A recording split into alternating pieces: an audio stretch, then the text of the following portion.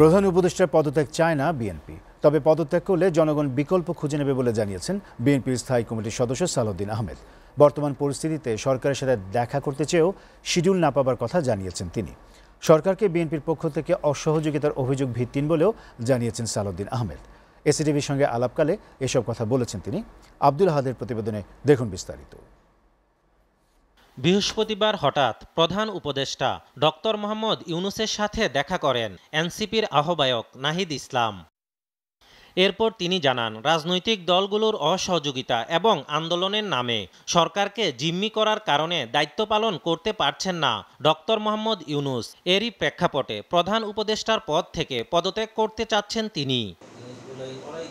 তবে অন্তর্বর্তী সরকারকে অসহযোগিতা করার এমন অভিযোগ মানতে নারাজ বিএনপির স্থায়ী কমিটির সদস্য সালাউদ্দিন আহমেদ।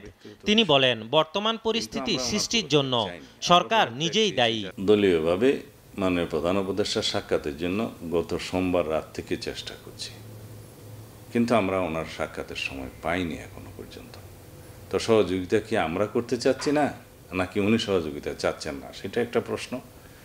আর নির্বাচনের রোডম্যাপ যদি উনি দিতে অক্ষম হন, তাহলে আমাদের পক্ষে এই সরকারকে সহযোগিতা অব্যাহত রাখা কঠিন হবে, সেই বক্তব্য আমরা দিয়েছি। বিএনপি প্রধান উপদেষ্টার পদত্যাগ চায় না জানিয়ে সালাউদ্দিন আহমেদ বলেন, আবেগের বশে পদত্যাগ করলে বিকল্প খুঁজে নেবে দেশের জনগণ। তিনি যদি এখন পদত্যাগ করতে চান সেটা তার ব্যক্তিগত বিষয়, কিন্তু আমরা ওনার পদত্যাগ চাইনি। আমরা পদত্যাগ চেয়েছি জাতীয় নিরাপত্তা উপদেষ্টার, আমরা পদত্যাগ চেয়েছি দুইজন ছাত্র প্রতিনিধি যারা উপদেষ্টা পরিষদে আছে, এবং তাদের বিভিন্ন কর্মকাণ্ডে যেহেতু সরকারের নিরপেক্ষতা ক্ষুণ্ণ হচ্ছে, তাদের আমরা পদত্যাগ চেয়েছি। এখন যদি তিনি এরপরেও মনে করেন যে উনি দায়িত্ব পালন করবেন না, সেটা ওনার ব্যক্তিগত পছন্দ অপছন্দের বিষয়। সেই ক্ষেত্রে জাতি বিকল্প বেছে নেবে। ডিসেম্বরে নির্বাচন অনুষ্ঠানে অনড় জানিয়ে তিনি বলেন, রোডম্যাপ ঘোষণায় সরকারকে আর বেশি দিন সময় দেবে না বিএনপি। বেশি দিন না। আব্দুল আহাদ, এসিটিভি, ঢাকা।